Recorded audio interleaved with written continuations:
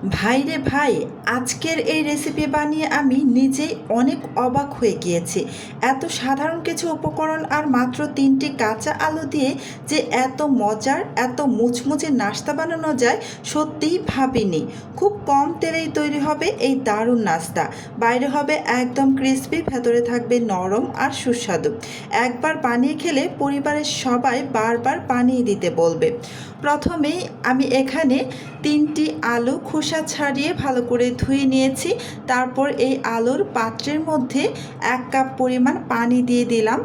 এবার একটি গ্রেটারের সাহায্যে একদম ছোট যে ছিদ্র অংশটা আছে সেটা দিয়ে ভালোভাবে গ্রেট করে নিয়ে ঢাকনা দিয়ে ঢেকে রেখে দিচ্ছি প্রায় ১০ মিনিটের মতো। ফিরে আসলাম ১০ মিনিট পর। এবার খুব ভালো করে এই আলুটাকে ধুয়ে নিব। এই যে পানিতে আমি ভিজিয়ে রেখেছিলাম সেই পানি থেকে খুব ভালোভাবে চিপে নিংড়ে আমি অন্য আরেকটি পাত্রের মধ্যে উঠিয়ে নিচ্ছি। এবার এই নোংরা পানিটা আমি ফেলে দিলাম। এবার এই পাত্রের মধ্যে আমি আরও বেশ খানিকটা পানি নিয়ে নিলাম। এখন আবারও আলুগুলোকে খুব ভালো করে ধুয়ে নিতে হবে। এভাবে আমি ৩ থেকে ৪ বারের মতো পানি দিয়ে খুব ভালো করে আলুগুলোকে ধুয়ে একদম চিপে নিংড়ে প্রতিবারই পানি ফেলে দেব। এই তো এখানে আমি আবারও কিছুটা পানি দিয়ে আবারও আলুগুলোকে ধুয়ে নিচ্ছি। এতে করে এই আলুর ভেতরে থাকা একদম কষ যে আছে আলুর, সেই কষটা কিন্তু একদম সম্পূর্ণ বের হয়ে যাবে আর একদম ঝরঝরেও হবে। এবার অন্য একটা ছোট বাটিতে একটি ডিম ভেঙে নিয়ে নিলাম। এবার এই ডিমটাকে আমি এই আলুর মধ্যে দিয়ে দিলাম। এবার একে একে সমস্ত উপকরণ দিয়ে দেব। খুব সাধারণ, অতি সাধারণ কিছু উপকরণ। প্রথমেই দিয়ে দিচ্ছি কাঁচামরিচ কুচি ১ টেবিল চামচ পরিমাণ, আর পেঁয়াজ কুচি দিয়ে দিলাম একটি বড় সাইজের। ধনিয়া পাতা কুচি দিয়ে দিলাম ২ টেবিল চামচ পরিমাণ। ধনিয়া পাতাটা আপনারা চাইলে আরও বাড়িয়ে বা কমিয়ে দিতে পারেন।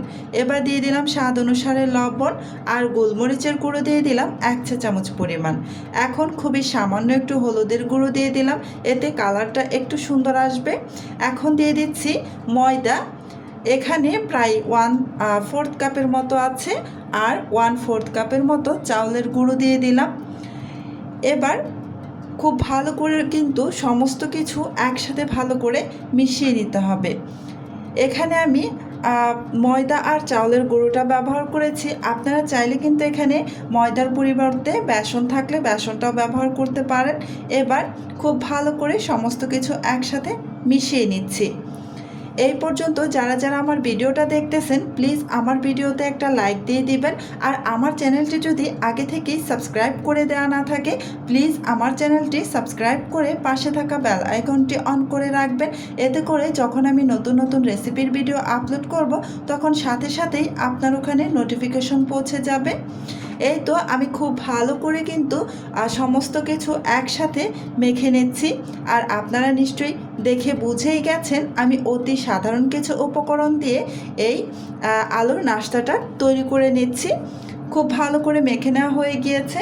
এবার আমি চলে যাচ্ছি চুলায় একটা প্যান বসিয়ে গরম করে এতে আমি দিয়ে দিচ্ছি খুবই সামান্য একটু তেল।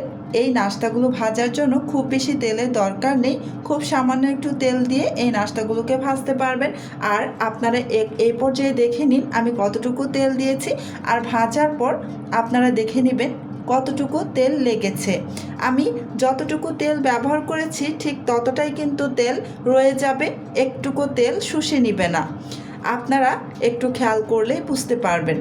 এই তো আমি বেশ কিছু নাস্তা এখানে দিয়ে দিলাম, আলুর পকোড়া যেটাই বলেন না কেন, দিয়ে কিছুক্ষণ পর এক পাশ উল্টে দিচ্ছি।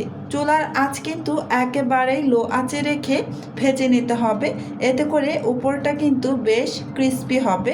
যদি ক্রিস্পি করে ভাজতে চান তাহলে কিন্তু চুলার আঁচ একদমই লো আঁচে রেখে একটু সময় নিয়ে ভেজে নিতে হবে। সবগুলো উল্টে দিয়ে আমি কিছুটা জায়গা ফাঁকা করেছি। এবার এখানে আমি আরও কিছু আলুর নাস্তা দিয়ে দিচ্ছি।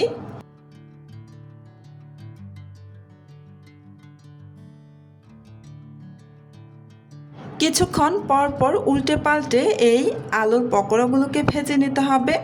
আর যেহেতু এখানে কম তেল ব্যবহার করেছি তাই চুলার আঁচ একদমই লো আঁচে রেখে উল্টে পাল্টে ভেজে নিতে হবে। আর যদি ডুবো তেলে ভেজে নিতাম তাহলে কিন্তু এত বেশি উল্টে পাল্টে দেওয়ার কোনো দরকার পড়তো না, খুব দ্রুতই কিন্তু ভেজে নেওয়া যেত। যেহেতু কম তেল ব্যবহার করেছি তাই কিছুক্ষণ পর পরই উল্টে পাল্টে খুব সুন্দর একটা কালার আসা পর্যন্ত ভেজে নিতে হবে। আর চুলার আঁচ বাড়িয়ে দিলে কিন্তু চলবে না, যেহেতু এখানে কাঁচা আলুটা ব্যবহার করেছি তাই কাঁচা থেকে যেতে পারে। তাই চুলার আঁচ একদমই লো আঁচে রেখে উল্টে পাল্টে খুব সুন্দর একটা কালার আসা পর্যন্ত ভেজে নেবেন। আপনারা দেখে নিশ্চয়ই বুঝতেই পারছেন আমি কিছুক্ষণ পর পরই উল্টে পাল্টে নাস্তাগুলোকে ভেজে নিচ্ছি। এত কম তেলে এত মুচমুচে আলুর পকোড়াগুলোকে ভেজে নিয়ে আমি নিজেই খুব অবাক হয়ে গিয়েছি। আর সবচেয়ে বড় কথা হচ্ছে অতি সাধারণ কিছু উপকরণ, যেই উপকরণগুলো আমাদের প্রত্যেকের রান্নাঘরেই অ্যাভেলেবেল থাকে, সেই উপকরণগুলো দিয়েই কিন্তু এই রেসিপিটা বানিয়ে বেশ অবাক হয়ে গিয়েছি। এত টেস্টি হয়েছিল কি আর বলবো, খুবই টেস্টি হয়েছিল। আপনারা একবার ট্রাই না করলে বুঝতে পারবেন না। খুব বেশি উপকরণ দিলেই যে খুব টেস্টি হয় এমন কথা নয়। তো একদম অল্প উপকরণ দিয়েও, অতি সাধারণ কিছু উপকরণ দিয়েও অনেক অনেক বেশি টেস্টি নাস্তা তৈরি করে নেওয়া যায়। তো এই যে সবগুলো আলুর পকোড়া কিন্তু আমি ভেজে উঠিয়ে নিয়েছি।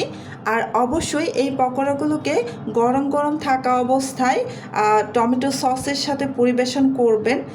এক কথায় জাস্ট অবাক হয়ে যাবেন, এত টেস্টি হয়। ভিডিওটি যদি ভালো লেগে থাকে তাহলে একটি লাইক দিয়ে পাশেই থাকুন, কমেন্ট করে জানান আপনার মূল্যবান মতামত, এবং আমার চ্যানেলে যদি নতুন হয়ে থাকেন অবশ্যই সাবস্ক্রাইব করে পাশে থাকা বেল আইকনটি অন করে রাখবেন। তো আজকের মতো এই পর্যন্তই, আবারও আপনাদের মাঝে ফিরে আসব নতুন আরও একটি রেসিপি নিয়ে। আল্লাহ হাফেজ।